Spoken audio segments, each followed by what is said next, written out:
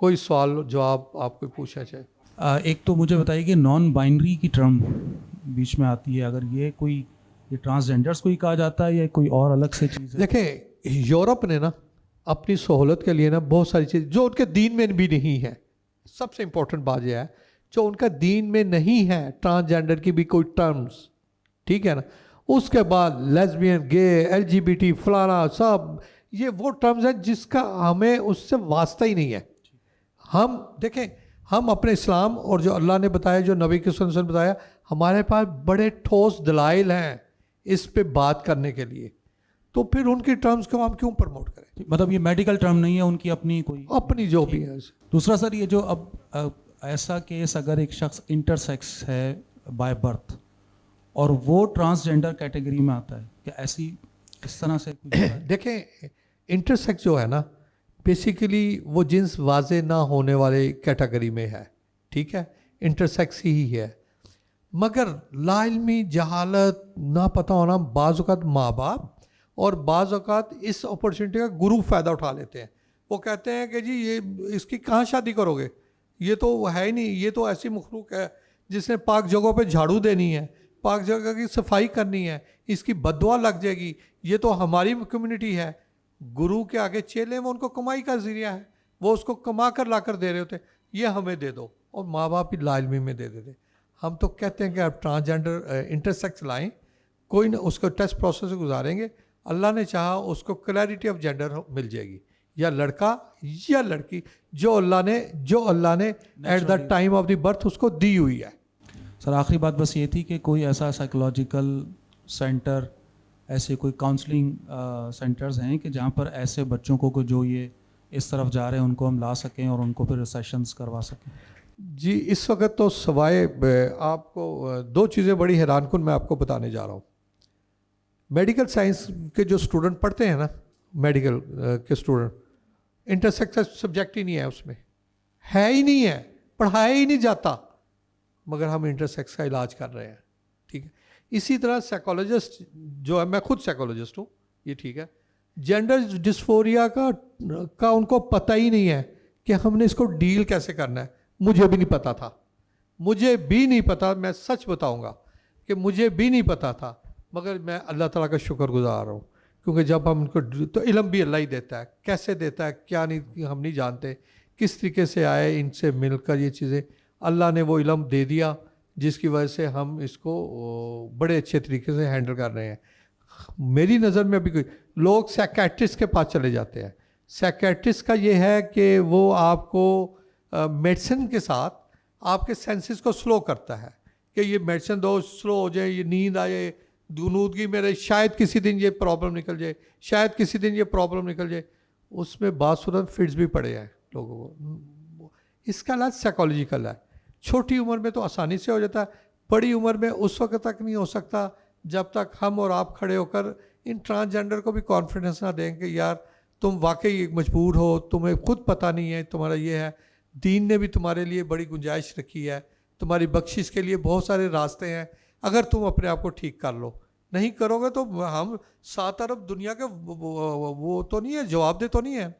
अल्लाह ने जज़ा और सज़ा में पता नहीं किसको दोज़ख में भेजना है, किसको जन्नत में भेजना है।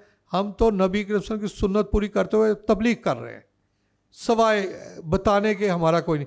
जो आ जाएगा तो, क्योंकि जिस पे अल्लाह ताला रहमतें करता है वो पहुंच जाता है, जब अल्लाह रहमतें ही ना करे, जिस पे अर्जी ना हो दुआ मांगने की, वो दरवाजे पे भी खड़ा हो, उसे दरवाज़ा नज़र नहीं आता। साहब मेरा सवाल आप लोगों से कि अभी अल्हम्दुलिल्लाह मैं तो बिल्कुल ठीक हो गया हूँ, मुझे किसी चीज़ की परेशानी नहीं है, ना माशरे की परेशानी है, ना मुझे किसी हुकूक का परेशानी है, क्योंकि मैं अपने घर वालों से ये अपना हुकूक छीन के भी ले सकता हूँ, इतना मुझे अल्लाह ने हिम्मत दी है।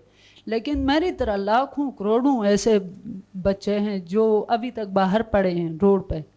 तो मेरा सवाल ये है, सबसे पहले सवाल ये है, अगर हम उस हालत में होते हैं जो पैदा हुए हैं, अगर उस हालत में हम रह गए, हमारी ऊपर कोई ऐसी बीमारी आ जाए जो हम वॉशरूम भी ना जा सके, कहीं भी ना जा सके, हम उस टाइम न किसी मर्द को इजाज़त दे सकते हैं, न किसी औरत को इजाज़त दे सकते हैं कि हमारे कपड़े चेंज करो या ये करो। एक सवाल ये। दूसरा सवाल मेरा ये है कि हमारे हुकूक क्या है, हमारे हुकूक मतलब एक होता है बेटे का अलग हुकूक, बेटी का अलग हुकूक, हर चीज़ का एक हुकूक होता है। और तीसरा सवाल मेरा ये है, हम अगर उसी जेंडर में जिसमें पैदा हुए रहेंगे, माँ बाप के कहने के मुताबिक हम बैठ गए, फ़र्ज़ करो वो कहते हैं आप लड़की बंद करो, हम लड़कियों के साथ रहेंगे तो हम पर गुनाह सादिर हो जाता है। तो इसलिए इस चीज़ को थोड़ा सोच समझ के चुपचाप कहते हैं। नहीं, मेरे इलाके का एक मौलवी है, जब मैं मस्जिद में नमाज़ पढ़ने गया उसने कहा, मैं आगे वाले साहब में बैठा हुआ था, उसने कहा आप पीछे जाओ। सब ने मेरी तरफ देखा तो मुझे बहुत बुरा लगा उस टाइम। तो मैं नमाज़ पढ़ के बाहर इंतज़ार किया, उसको आके मैंने बयान किया, आप लोग कहते हो आप उधर जाओ। जब उधर जाके मेरे ऊपर कोई गुनाह सादिर हुआ तो कौन ज़िम्मेदार है? लड़कियों के साथ रहूँगा तो।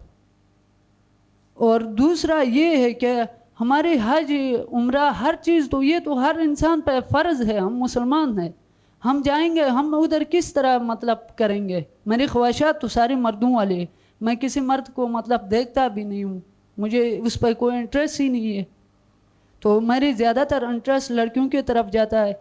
तो मैं उस टाइम क्या कर लूँगा? यही सवालात है, तो इसका थोड़ा सा वजाहत कर लें। मैं इसके आसान अल्फाज में इसके सवाल कर रहा हूँ और बड़ा अहम है जो मुझे भी इसके सवालों ने हिला दिया है। ये रवीदुल्लाह ये कहना चाह रहा है कि जिन बच्चों का इलाज नहीं होता, जिनके इसी तरह रहते हैं कि अगर वो बीमार हो जाएंगे, आखिर उनको बड़ा हो गया तो औरत उसको देखभाल करेगी, माँ ये बाप करेगा, दोनों ये चीज़ें हैं। मर जाएंगे, नमाज जनाजा औरत वाला होगा कि ये मर्द वाला होगा, या और भी जो तीसरा भी उसका जो क्वेश्चन था कि ये वाकई आपके लिए इसका जवाब आप लोग ही बताएं कि क्या होगा जिनके इलाज नहीं हो सके सोसाइटी में, जिसके लिए हम सारा एफर्ट कर रहे हैं। नहमदुहु व नसल्ली व नसल्लिम अला रसूलिल करीम, अम्मा बाद। ये जो खुनसा है, शरीयत की रूह से सारे जो मसाइल है बिल्कुल वाज़ेह हैं।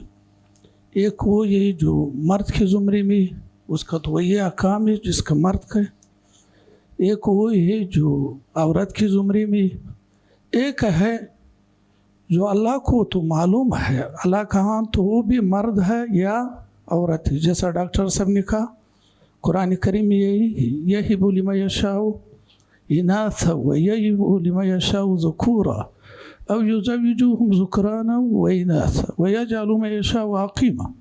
बस ये चार किस्में है, या सिर्फ किसी का औलाद सिर्फ यानी मर्द हो या उनास के ज़ुमरे में हो या दोनों किस्म हो।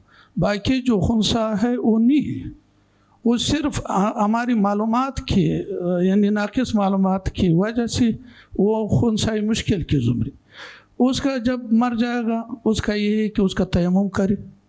बाकी जो उसका नमाज का मसला है, जो पहले मर्दों का सफ़ है, उसके बाद बच्चों का सफ़ है, उसके बाद यही खुनसा का सफ़ है, उसके बाद औरतों का है, यानी वो औरतों में भी शामिल नहीं, मर्दों में भी शामिल नहीं। इसी तरह उनका जो जनाजे में तो कोई फ़र्क ही नहीं। जनाजे में तो अगर नियत करी जो मैयत सामने है हम उसका जनाजा पढ़ेंगे, चाहे मर्द हो चाहे औरत हो, इसमें मुश्किल कहाँ है? वो तो वो ये कि आदमी खामखा यानी वो मर्द का नियत करे वो औरत हो या औरत का नियत करे वो मर्द हो, ठीक नहीं। बाकी जो मैयत है मैयत पर पड़ता है, उसमें तो कोई ऐसा मुश्किल ही नहीं। अच्छा, मेरा क्वेश्चन ये था डॉक्टर साहब आपसे कि एक होता है बाइसेक्चुअल, राइट? और बाइसेक्चुअल का सीन ये होता है कि भाई उसके अंदर दोनों ऑर्गन्स होते हैं, दोनों डेवलप होते हैं और दोनों एक्टिव भी होते हैं। अपार्ट फ्रॉम दैट उसके हार्मोनल इंस्टिंक्ट भी जो होते हैं वो बेसिकली दोनों जेंडर में फॉल कर रहे होते हैं, यानी कि मेल एंड फीमेल। और उसकी चेस्ट की अपेयरिंग भी हो रही होती है, एक क्लॉटरस भी होता है, उसका यूट्रस भी होता है, ओवरी भी होती है, राइट? अब ऐसी सिचुएशन के अंदर आप जब ऑपरेशन कर रहे होते हैं तो किस प्रोसीजर या किस स्टैंडर्ड के तहत ये डिसाइड करते हैं कि मुझे इसको किस जेंडर में फॉल करना है? मतलब अगर मैं उसको मेल में कंसीडर करूं तो उसका क्या क्राइटेरिया है, फीमेल में कंसीडर करूं तो क्या क्राइटेरिया है? This is the first question. And the second question वो ये कि जो हमारे पास जेंडर डिस्मोर्फिया है एक्चुअली, राइट, उसकी मेंटल थेरेपी है कि लाइक हम किस तरीके से मेंटली उसको प्रैक्टिस करें कि जो बंदा लेस्बियन है या गे है उसको हम डाइवर्ट कर सकें रादर देन बीइंग हार्श और रिजिड विद देम। तो ये दो क्वेश्चन है प्लीज़। जो आपका जो पहला क्वेश्चन है वो اس کا تو جواب یہ ہے کہ سب سے پہلے تو اگر نبی کریم صلی اللہ علیہ وسلم کی جو حدیث تھی کہ جس میں وہ آپ نے فرمایا کہ جس اعضاء سے وہ پیشاب کرے اس کی وہ جینڈر مان لو، تو وہ جس اعضاء سے پیشاب کرے اس کی وہی جینڈر ہے. یہ 1400 سال پہلے بالکل صحیح ہے. اگر کہیں بھی نعوذ باللہ آپ کے دل میں ابہام ہے تو ایک ٹیسٹ ہے کیوروٹائپنگ. شوکت خانم اور آغا خان کرتے ہیں، 20 سے 22 ہزار کا ٹیسٹ ہے جو ہم لوگ بھی اکثر بچوں سے کروا لیتے ہیں. یہ ہمیں ایکس ایکس اور ایکس وائی بتا دیتا ہے کہ یہ ایکس ایکس ہے یا ایکس وائی. ایکس ایکس ہے تو لڑکی ہے اور ایکس وائی ہے تو لڑکا ہے. ٹھیک ہے، تو کلیئر ہو جاتا ہے. جب یہ چیزیں ہمیں سامنے آ جاتی ہیں تو پھر اسی کے مطابق اس کی سرجری کر دی جاتی ہے، اس کو اسی جینڈر میں لے آتے ہیں جو at the time of the birth اللہ نے اس کو دی ہوتی. میرا نام فاروق ہے اور میرا سوال یہ ہے کہ پاکستان میں اندازاً کتنے ایکچوئل انٹرسیکس ہوں گے؟ کوئی ایسا سروے، کوئی ایسا ڈیٹا ہے ہمارے پاس؟ ایک تو بات یہ ہے. دوسرا یہ کہ ابھی آپ نے فرمایا کہ یہ جو گیز ٹینڈنسی ہوتی ہے یہ معصوم ہیں اور علاج کی ضرورت ہے، بیمار ہیں یہ لوگ. تو باہر میرے خیال میں اس کو کہتے ہیں کہ جی یہ جو، میں اگر آپ سے پوچھوں کہ کیا یہ جو ٹینڈنسی ہے یہ نیچرل ہے یا یہ ایڈاپٹیڈ ہے؟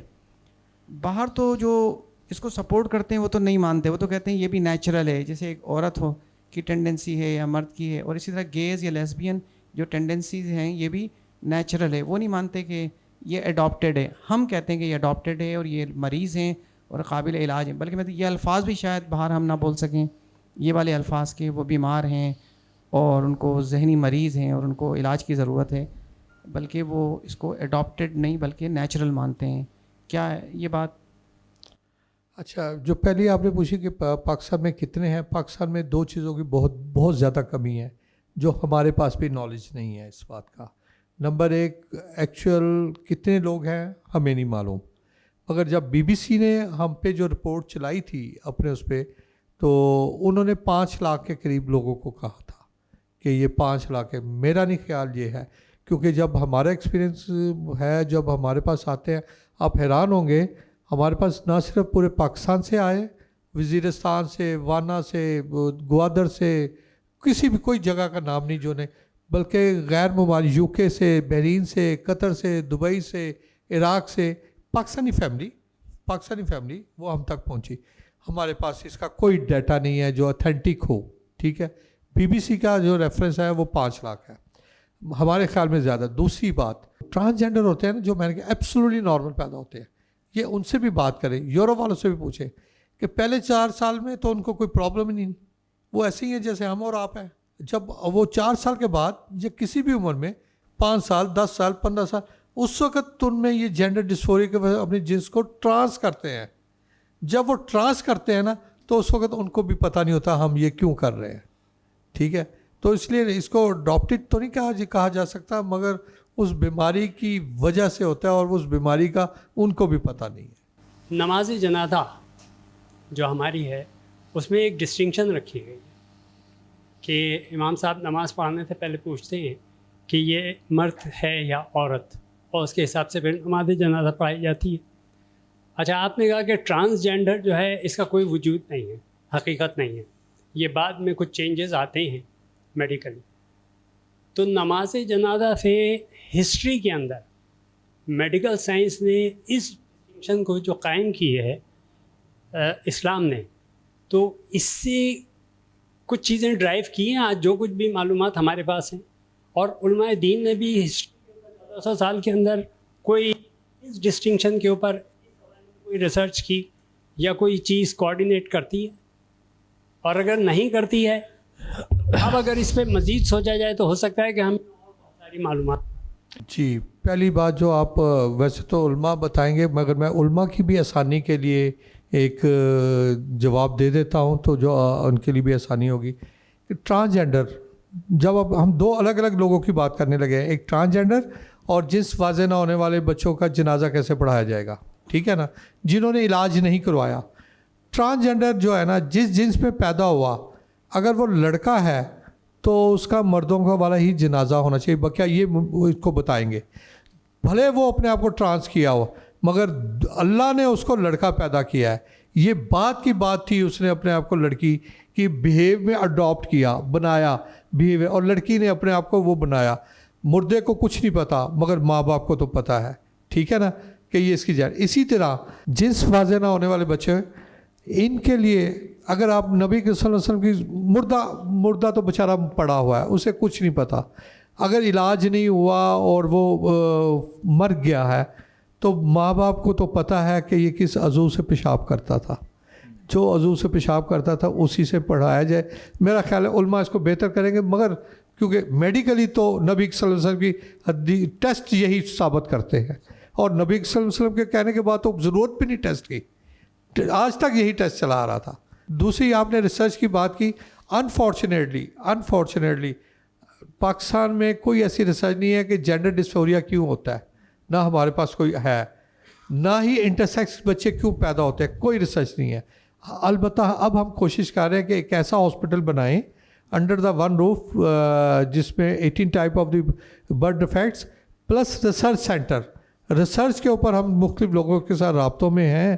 ہم چاہ رہے ہیں دعا کریں ہمارے لیے, اللہ میں آسانیاں کرے تو ہم یہ ہاسپٹل بنے, تو وہاں ریسرچ کو ہم نے ٹاپ پہ رکھا ہوا ہے. یہ جو سائیکولوجیکل ٹریننگ کی چونکہ زیادہ ضرورت محسوس ہوتی ہے, جو آپ نے فرمایا کہ جتنے بھی ہمارے یہاں پر جو اولادیں پیدا ہوتی ہیں ان میں اگر ڈیفیکٹ, تو سوال یہ تھا کہ سائیکولوجیکل ٹریننگ کے لیے ہمارے یہاں کیا کوئی تیاری ہاسپٹلز میں جہاں پر جو میٹرنٹی ہومز ہوتے ہیں وہاں پر ہے, یا آگے کیا کیا جا سکتا ہے, یا آپ کی نظر میں علماء کرام کس طرح اس میں بھی پبلک کی ٹریننگ کا ذریعہ بن سکتے ہیں ان کو ٹرین کرنے کا؟ اچھا, آپ بہت حیران ہوں گے جو میں اب بات کرنے جا رہا ہوں. سیگمنٹ فرائڈ نے ایک ٹیسٹ فوکس, مائنڈ کو فوکس کرنے کے لیے نا ایک ٹیسٹ بنایا تھا. وہ ایک جو چھوٹا دائرہ, اس کے پر بڑا, پھر بڑا بڑا, وہ اس کا فٹ بائی فٹ پہ آپ لے جائیں, اور بیچ میں ایک ڈاٹ لگا ہوا تھا. اور یہ بیسیکلی کہ مائنڈ ان کا ڈسٹرب ہوتا ہے, کوئی ادھر باتیں خیالات جا رہے ہوتے ہیں, کبھی ادھر جا رہے ہوتے ہیں, کبھی کہیں جا رہے ہوتے ہیں, کسی بھی انسان کے, تو فوکس نہیں ہوتا. تو اس کو دیوار کے اوپر لگا کے 2 سے 2.5 فٹ کے فاصلے پر بیٹھ کر آپ اس کو جب کنسنٹریشن دیں اور دیکھ کر ایکسرسائز کریں تو آپ کے جو خیالات ہیں نا اور آپ کا مائنڈ پاور بڑھتی ہے, آپ فوکس اسٹرانگ ہو جاتا ہے. اچھا, یہ ہم نے ایک نئی ایکسپیرئنس کیا. ہم نے ٹرانسجینڈر کے اوپر یہ ایکسپیرئنس کیا, وہ جو ڈاٹ تھا نا وہ ختم کر دیا, اس پہ لکھا اللہ, وہی چیز, باقی وہ اتنے ہی فاصلے پہ 2 سے 2.5 خاص انداز میں خاص رکھ کر, اور ان کو کہا کہ آپ نے صرف اللہ کو دیکھنا ہے, آنکھیں گاڑ دینی ہے, اور یہاں سے آپ کو فیلنگ یہ ہونی چاہیے کہ میں ایل شیپ اللہ سے رابطہ ہے, اور آپ خیالات آئیں گے کیونکہ شیطان ڈسٹرب کرے گا, کبھی سودا لانا ہے, کبھی کچھ کرنا, پھر جھٹکا دو, وہ دائرے سے نکلو گے, پھر واپس آؤ. آپ یقین کیجئے جتنے بھی ٹرانسجینڈر ہے نا, جتنے بھی ہمیں جن کی ہم نے تھیراپی ہے, وہ کہتے ہیں اللہ والی جو ایکسرسائز آپ کرواتے ہو نا وہ ایکسیلنٹ ہے, اس سے میں نے اپنے آپ کو کافی کنٹرول کیا ہے, کافی کنٹرول کیا ہے. تو یہ چیزیں آپ, اللہ کے نام میں اتنی پاور ہے کہ آپ کچھ نہ کریں, صرف اللہ اللہ ہی کہتے رہیں تو بہت سارے راز دنیا کے آپ کو مل جائیں گے, مگر ایک کانسنٹریشن کے ساتھ. سوال یہ تھا کہ اللہ رب العزت نے قرآن مجید میں ایک ایسے مرد کا بھی ذکر کیا ہے کہ جس کو عورتوں سے کوئی رغبت نہیں ہوتی اور ان کے اندر وہ خواہشات نہیں ہوتی جو عام مردوں میں پائی جاتی ہیں, تو کیا یہی صورت عورتوں میں بھی پائی جاتی ہے کہ کوئی ایسی عورتیں ہوتی ہیں کہ جن کو مردوں کی طرف رغبت نہیں ہوتی, اور ان کا شمار کن لوگوں میں ہوتا ہے؟ اچھا, انٹر سیکس میں ہیں یا ٹرانسجینڈر, یا ان کا کوئی علاج ہے یا نہیں؟ انٹر سیکس میں تو دیکھیں اب یہ دینی معاملہ آ جائے, آپ لوگوں نے میری مدد کرنی ہے, آپ لوگوں نے مدد کرنی ہے. انٹر سیکس والے جتنے بھی بچے ہیں نا, چاروں کیٹیگری دیکھیں, جو ایک پہلی کیٹیگری بتائی جس کا آرگن ڈیولپ نہیں ہے, چھوٹے رہ گئے, مرد ہے تو وہ شادی والا کام پرفارم نہیں کر سکتا, ہو ہی نہیں سکتا. جو لڑکی ہے اس کی ایکسٹرنل شیپ ہے, نہ یوٹرس ہے نہ اووری ہے, شاید ان دونوں میں ایک ایسی ہو حص کہ جس میں ہمیں رغبت نہ ہو. جب یوٹرس اور اووری ہی نہیں ہے تو وہ پھر اس میں رغبت اور فیلنگ کہاں سے آئے گی؟ نمبر 1.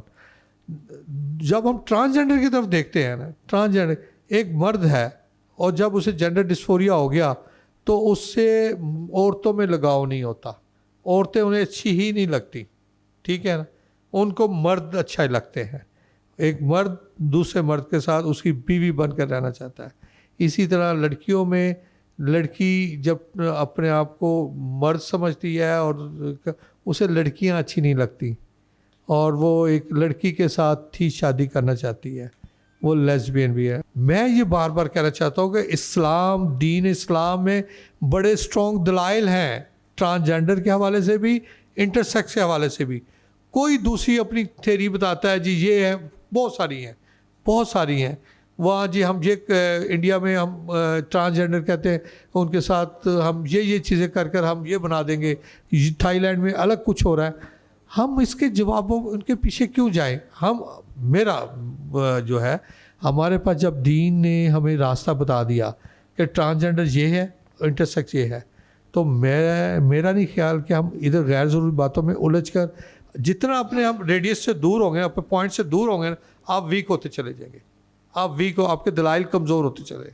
जितने आप अपने पॉइंट्स मरकज़ के करीब रहेंगे उतने स्ट्रॉन्ग दीन, कुरान और नबी सल्लल्लाहु अलैहि वसल्लम के इर्द गिर्द रह कर जो दलाइल देंगे तो आप दूसरे को कन्विंस कर सकते हैं। यकीनन ये सारे साइकोलॉजिकल प्रॉब्लम हैं, ठीक है। जैसे मैंने ट्रांसजेंडर में भी बड़ी डिटेल से बताया, तफसील के साथ बताया कि एक लड़का अपने आप को लड़का ही नहीं समझता, वो लड़की समझता, उसे लड़कियों में रग़बत ही नहीं है। वो हालांकि अगर उसकी शादी एक लड़की के साथ होगी वो बाप बन जाएगा, मगर उसमें रग़बत ही नहीं है, वो पसंद ही नहीं करता। इसी तरह एक लड़की अपने आप को लड़का समझती है, उसे लड़कियों में रग़बत नहीं है, वो उसको पसंद ही नहीं करती, तो वो इस साइकोलॉजिकल उसकी अगली किस्में आ जाती है ना। फिर आप अपने आप से प्यार या कुछ नहीं मिलता, ख़ुदकुशी कर लूँगी, नहीं आता मेरा हाल, तो ये डिफरेंट उस पर चली जाएंगी बात। मैं बहुत शुक्रगुज़ार हूँ हमारे लिए बहुत लायक एहतराम जनाब मोहतरम डॉक्टर अंसर जावेद साहब का, और आप बर्थ डिफेक्ट फाउंडेशन के सरबरा भी हैं। और सबसे बड़ी बात यह है कि तकरीबन 300 के करीब आपने ऐसे लोगों के ऑपरेशंस किए हैं जो मुख्तलिफ़ इस तरह के अमराज में या माजूरी में मुब्तला रहे। और सबसे ज़्यादा इसमें जो हमारे लिए यानी इंस्पिरेशनल बात है वो ये है कि डॉक्टर साहब एक वेलफेयर ऑर्गेनाइजेशन के तहत बग़ैर किसी कमर्शियल पर्पस के आप ये सारा काम सर अंजाम दे रहे हैं।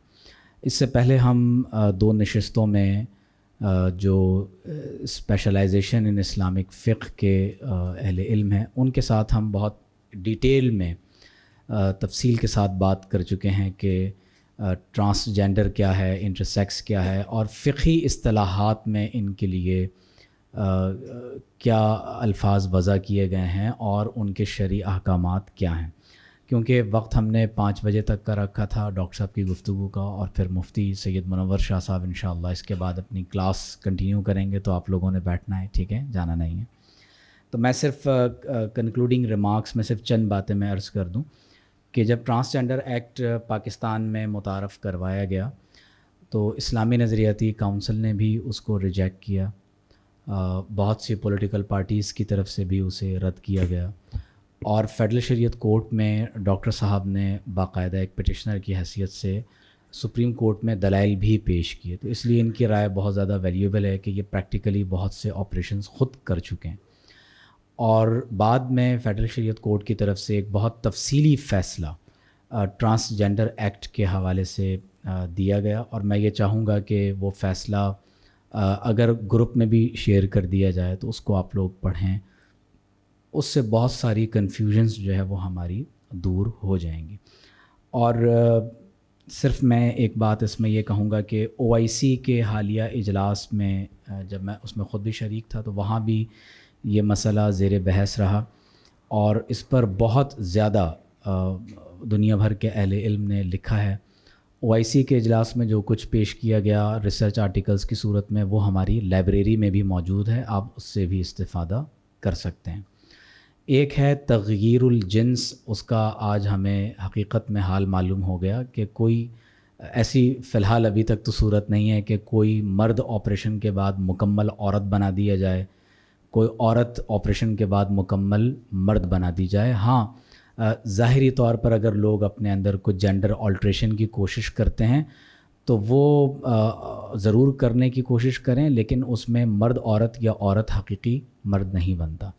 ایسا بھی نہیں ہوتا کہ ایک شخص مرد ہے اور وہ عورت کو صحبت کے بعد حاملہ بھی کر رہا ہے اور بیک وقت وہ عورت بھی ہے اور اس سے صحبت کی جاتی ہے اور وہ بچے بھی جن رہی ہے. تو ایسا بھی کوئی سلسلہ نہیں ہے جس کو ہمارے ہاں لوگ تیسری جنس کے نام سے جانتے ہیں. تو اسلام میں بھی تیسری جنس کا تصور نہیں ہے.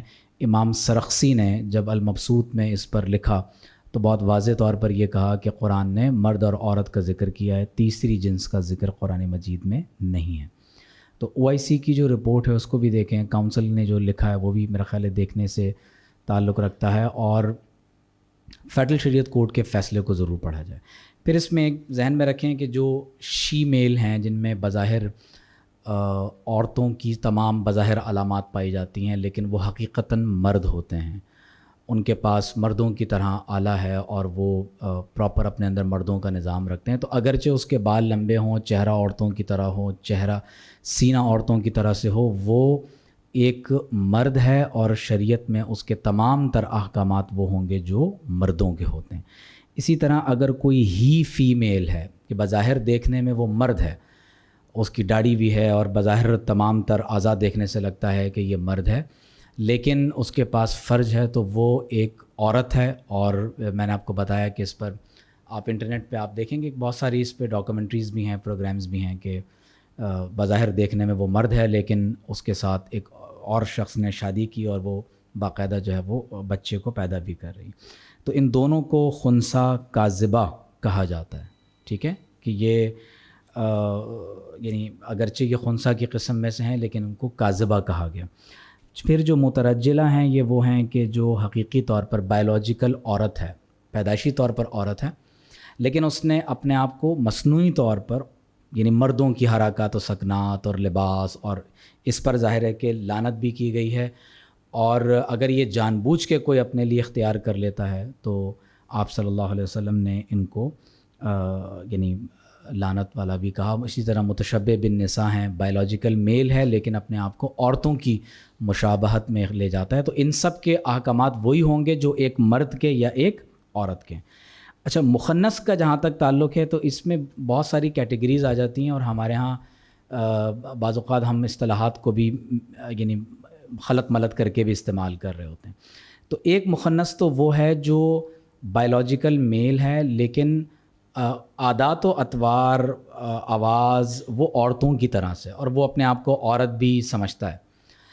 تو شرعاً ظاہر ہے کہ یہ معذور ہے کہ اس نے اس کو خود اختیار نہیں کیا ہوا اور اس کو خلقتاً مرد ہونے کے باوجود کچھ خلقتاً ایسی حرکات و سکنات آ گئی ہیں اس میں کہ وہ عورتوں کی طرح سے ہیں. تو ظاہر ہے کہ یہ بھی شرعاً مرد ہے لیکن معذور ہے, اور اگر اس کو عورتوں کی حاجت نہیں ہے, ذہنی طور پر بھی وہ مکمل طور پر ڈاؤن ہے, تو ظاہر ہے کہ ایسے لوگوں کو شریعت میں عورتوں سے حجاب کے معاملے میں کچھ ریلیکسیشن دی گئی ہے. لیکن امام سرخسی نے جب التابعین غیر اولی الاربۃ من الرجال پر بحث کی ہے تو انہوں نے کہا کہ یہ متشابہات میں سے ہے, اور وہ لوگ جو مخنث کے ان کیٹیگریز میں سے ہوں تو کیونکہ شریعت میں ان کے لیے احکامات علیحدہ بیان کر دیے گئے ہیں, مردوں کے لیے اور عورتوں کے لیے عورتوں کے, تو لہٰذا وہ پردے کے بارے میں بھی احتیاط برتیں گے.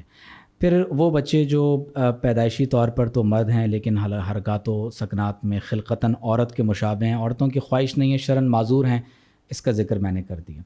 پھر وہ لوگ جو متشبہ بالنساء بن کر حقوق کو پامال کر رہے ہیں, واقعتاً جو لوگ مخنث ہیں یا جو اس طرح کی بیماری میں مبتلا ہیں, جینڈر ڈسفوریا کا ذکر ہوا, تو ظاہر ہے کہ یہ وہ لوگ ہیں جو حقیقی مخنثین کے حقوق کو پامال کر رہے ہیں, جان بوجھ کے اپنے آپ کو عورت بنا لیتے ہیں جبکہ حقیقتاً وہ مرد ہوتے ہیں. خواجہ سرا اگرچہ کوئی مجبوب ہو جائے حادثے میں یا اپنی مرضی سے یا زبردستی کسی نے کسی کا عضو کاٹ دیا ہے تو اس سے وہ عورت نہیں بن جاتا, ٹھیک ہے, وہ مرد ہی کے زمرے میں ہوگا.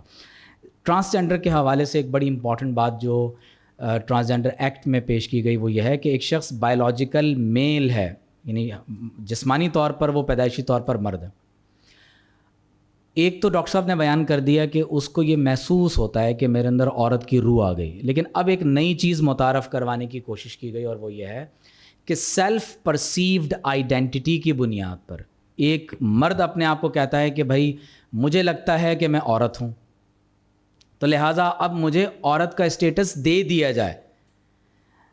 تو ہمارے ہاں یہ قانون سازی ہونے جا رہی تھی، لیکن الحمدللہ اہل علم نے بھی اور ہمارے ڈاکٹرز نے بھی باقاعدہ اس پر پوری زور کے ساتھ انہوں نے اپنا فریضہ ادا کیا. تو اگر کوئی مرد ہے اپنے آپ کو لگتا ہے کہ سیلف پرسیوڈ آئیڈینٹی کی بنیاد پر کہ جینڈر اور صنف میں وہ فرق کر رہے تھے کہ سیکس اور صنف کے اندر فرق، جینڈر میں فرق ہوتا ہے، حالانکہ ایسا نہیں ہے. جو پیدائشی طور پر مرد ہے وہ مرد ہے، پیدائشی طور پر عورت ہے وہ عورت ہے. اگر اس کو یہ لگتا ہے کہ میں عورت ہوں یا مرد ہوں تو یہ اس کا ایک ذہنی عارضہ ہے، کوئی بیماری ہے، اس کا علاج ہوگا. اس کی بنیاد پر اس کا آئی ڈی کارڈ چینج کر دیا جائے یا جینڈر ایکسپریشن میں اس کو کچھ اور اختیار کرنے کی اجازت دے دی جائے تو ظاہر ہے کہ یہ تمام تر احکامات شرعی طور پر مختلف ہوں گے. جہاں متعین ہو جائے کہ یہ مرد ہے یا یہ عورت ہے تو جسمانی طور پر وہ جو بھی لگتا ہو تو اس کے لیے احکامات مردوں اور عورتوں کے ہی ہوں گے.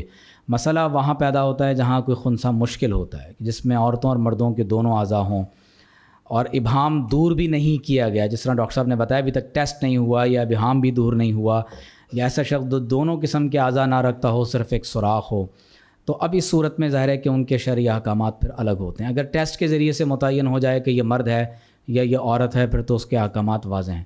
لیکن جہاں خنثی مشکل کی صورتحال پیدا ہو جائے کہ ابھی تک ٹیسٹ نہیں ہو سکا اور ابہام ہے تو اب کیا ہوگا، تو ظاہر ہے کہ پھر اس میں ہمارے اہل علم نے بہت زیادہ اس میں تفصیلات بیان کی ہیں.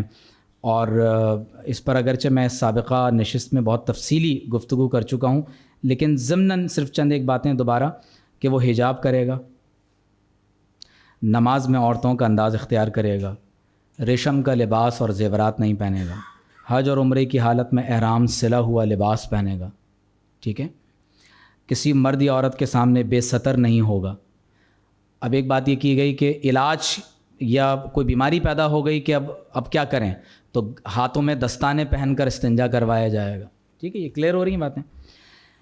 پھر اسی طرح نامحرم مرد اور عورت کے ساتھ خلوت میں نہیں رہے گا، کسی محرم کے بغیر شرعی سفر نہیں کرے گا، انتقال ہو جائے گا تو تیمم کروایا جائے گا، 5 کپڑوں میں دفن کیا جائے گا، تدفین کے وقت پردے کا اہتمام ہوگا. تو یہ آپ کو ایک آئیڈیا ہو رہا ہوگا ڈیٹیل کا، کیونکہ وقت نہیں ہے، تو آپ کو اندازہ ہو رہا ہوگا کہ کس طرح ہمارے اہل علم نے ان مسائل کی ڈویژنز کی ہیں، ان کی تقسیمات کی ہیں. تو اگر علماء کے سامنے کوئی بھی مسئلہ بیان کر دیا جائے تو الحمدللہ ہماری فقہ کی کتابوں میں اس کے جوابات موجود ہیں.